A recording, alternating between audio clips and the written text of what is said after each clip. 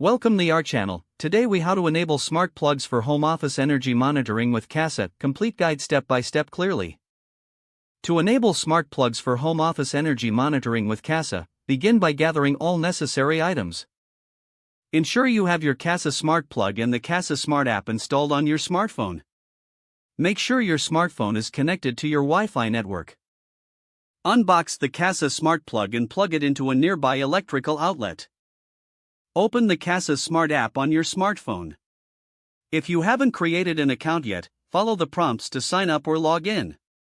Once logged in, select the option to add a new device. Choose Smart Plug from the list of device options. Follow the on-screen instructions to put your Kasa plug into pairing mode.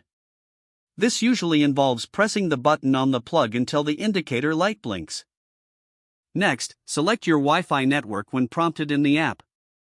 Enter your Wi-Fi password to connect the smart plug. Wait for the app to confirm that the smart plug has been successfully connected.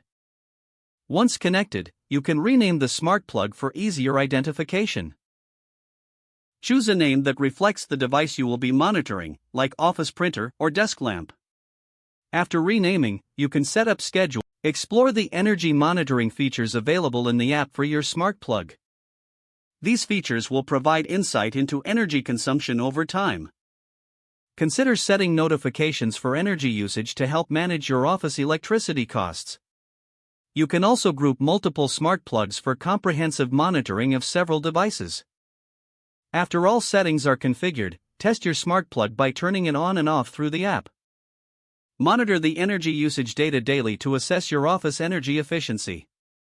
Adjust your usage patterns based on the insights provided by the Kasa app. Finally, review your settings periodically to optimize your home office energy management. If the page does not load, refresh the browser or try again in a private or incognito window. Make sure you are using the correct email address, then retype it carefully to avoid small typos. If your password is not accepted, use the reset option and create a new strong password you can remember. Check your spam folder for verification or security emails, then complete any requested confirmation steps. Enable two-factor authentication if available to improve account security and reduce unauthorized access risk. Don't forget to like this video and subscribe to our channel for more step-by-step tech guides.